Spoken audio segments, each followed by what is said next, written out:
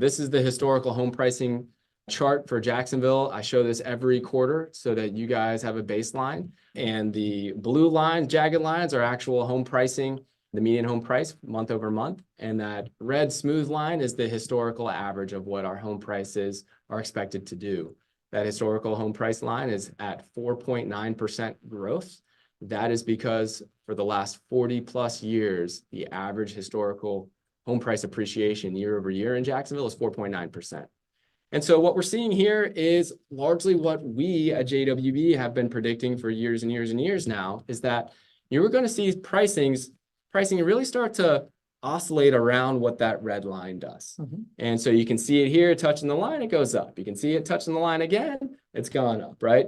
I would expect that to continue to happen over and over and over again. And one of the main points to share with all of you is that people get scared when it goes below the line. Below the line does not mean depreciation. It does not mean decline in values. It just means that it is trending at that moment less than normal home price appreciation. So if it's at 4.9% is the average, in these moments, these blips below the line, maybe it's at 3.9%. Yeah, at that moment in time. But don't get too caught up on what it does next to the line. This is a macro sense here. And so this is one of the reasons we expect the market to perform normally over the next market cycle and really in the coming years as well. Got it. Quick MOI explanation. Yeah. I think we hit on this, right? MOI is properties that are available in the market, how long it would take for all properties to like sell out if no new properties are built in, right? Absolutely. At the end of the day, historical home price appreciation is correlated in Jacksonville to between 6 and 7. Below 6 means that there's going to be higher than average home price appreciation. Above 7 is lower than average home price appreciation. Not negative, but lower than average home price appreciation. Let's see it. Yeah, and I compared to pre-COVID times. I think that's a healthy way to compare. And so, in April of 2019, we had about 8,000 houses on the market, and we had about 2,600 sales for a months of inventory of 3.1. What's interesting here is comparing it to last year as well, though, and looking at days on market. So in April of 2019, we had 38 days on market. People all said that that was a great time to invest. In April 2023, we had lower months of inventory, as you see here. It was only 2.4. We had 41 days on market. And, people were still saying, because people don't necessarily know how to analyze the real estate market, that some were saying it was a great time to buy, some weren't. But all we know is that home prices appreciated another 6.4% since April of last year. April 2024, the thing that jumped out to me, other than the low months of inventory, we're over the 10,000 houses on the inventory, houses on the market at the moment. So that's something to take note of. But we have 2,600 sales supporting it. So low months of inventory at 3.8, but only 31 days on market. So things are absolutely moving in the marketplace, and the ability to sell, homes on the open market is alive and well. It just feels like there's a ton of demand for housing, man. Like it's not like people might be saying that it's not a good time to buy, but like the data shows that houses go on sale and they get bought, right? So it's just like the supply demand graphic to me is very clearly on the side of they who own the supply, right? 100%. Oh, so that's the Jacksonville market update. There you go. We got through that. Bill has a follow-up to his prior question. He says, thanks for answering.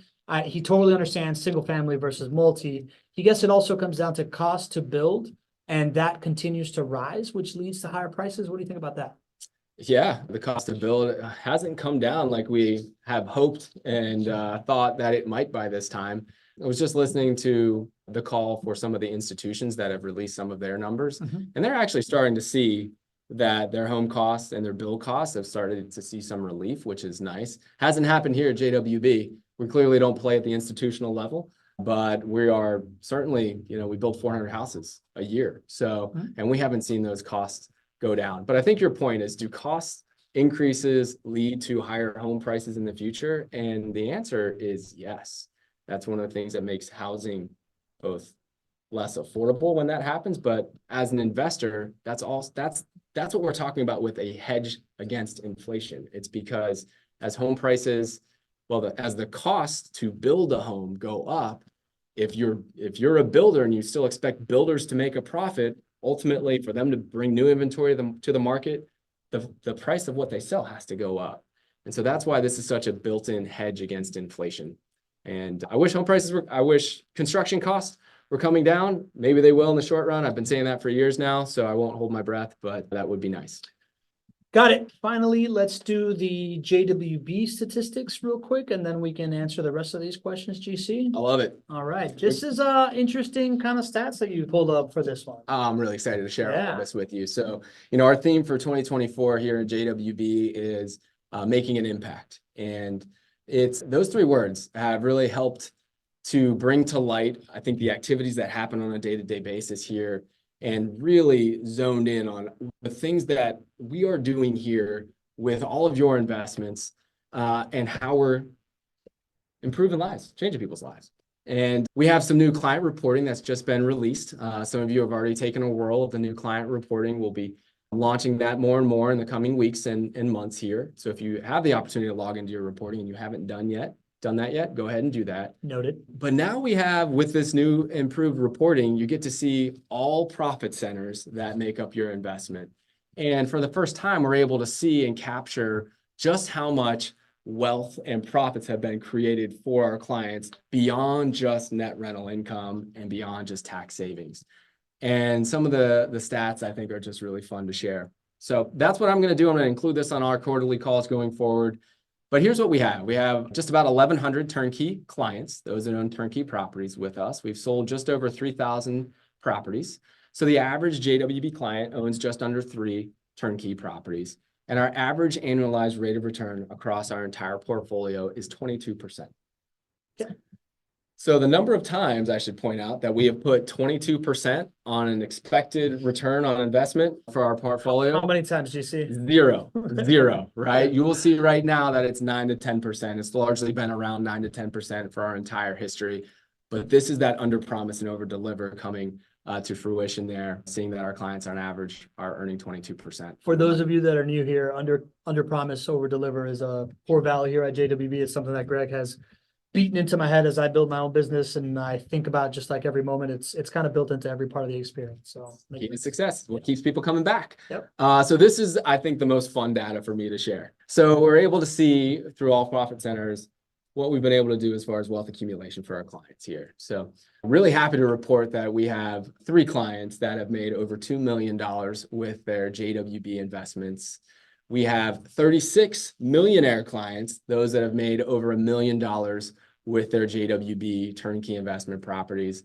We have 158 $500,000 clients who have made, again, $500,000 or more in their turnkey investments. And I think what's even more tangible here is all of us, I think, can relate to the $100,000 number even more. Oh yeah. So especially since you can get there having only been in for 3 years and only 3 properties, right? You are one of those I'm $100,000 clients. one of those 100,000-aires. There you go. Yeah. 100,000. Is that better than a gigillionaire? I'm not sure. It's better than whatever I was doing with my money before. I'll tell you that right now. So we have 763 clients that have earned at least $100,000. And this takes into account all of your profit centers without including inflation hedging. That one's hard to calculate. I keep that one off. But all of the costs that come in with your maintenance costs, your vacancy costs, any property management, tenant placement fees that are charged, you name it, all of these costs are included there. And when you look at it, we've created over $301 million in profits for those roughly 1,100 clients, and really proud of the impact that we're able to make on our clientele and that you make on the 130 people here that are serving you. That's pretty awesome, man. I like this new element. Like, I think it's going to be like a leaderboard kind of thing that we're going to be able to continue to do. I'm excited. On our run today, I was like, you should have this like as a electronic leaderboard in the middle of your office, right? Yep. Like, very cool. Yep. All right, let's talk about more other numbers. Yeah, this is a benchmarking thing. I do the same thing every single quarter to show you how we're benchmarking about some of the most important KPIs within the JWB landscape here. So we'll kind of run through here and start with properties purchased, right? We've only purchased 17 properties here. Reason for that is that we have thousands of lots that are in production here at JWB. So this was a planned strategic approach to our acquisitions over many, many years. And so we're picky and choosy when it comes to purchasing properties now. Puts us in a position of strength knowing that we have your runway of cash flowing properties available for you. Raised over $9.7 million in private lending. For those who aren't aware, private lending is one of the financial engines that churns this entire operation. Our clients not only invest in turnkey properties, they can also invest in JWB private lending. And that is where you lend your funds to JWB so that we can build 400 homes and to do these developments that we are able to do. So thank you to all of you who are private lenders as well. And private lending is something that is it's kind of like the debt product to our overall platform. Mhm. The equity product would be owning the asset, but the private lending is a debt product, and it really pairs well for our portfolio. These are through April 2024. So this is this year so far. Yes, Okay.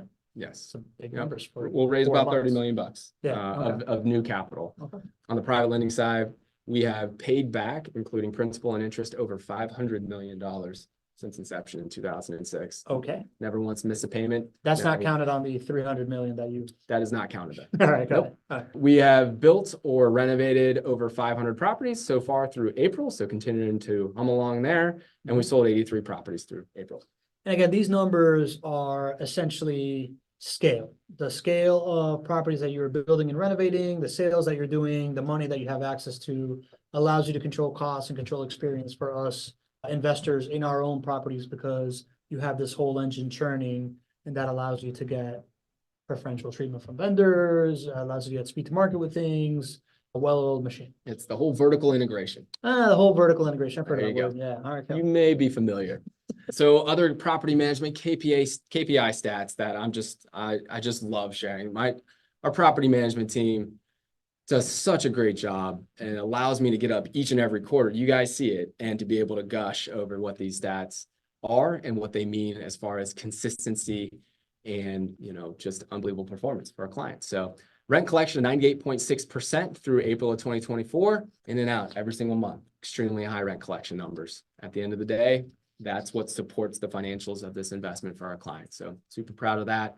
Our average rent per property continues to go up as we do this. And I think the average rent per property was $14.50. I was looking at the stats last time. So continuing to go up quarter over quarter, which is always a good thing.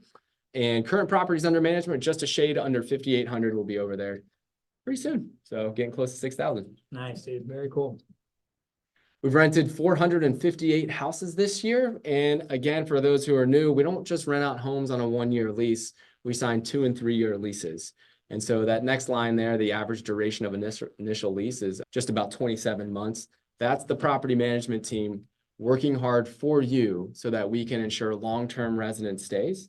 And long-term resident stays decrease maintenance costs and vacancy costs for you. It's one of the key pillars of why this is successful for our JWB clients. In addition to that, we care tremendously about the client experience and making sure that this is great value and a great experience for our residents, those who rent from us.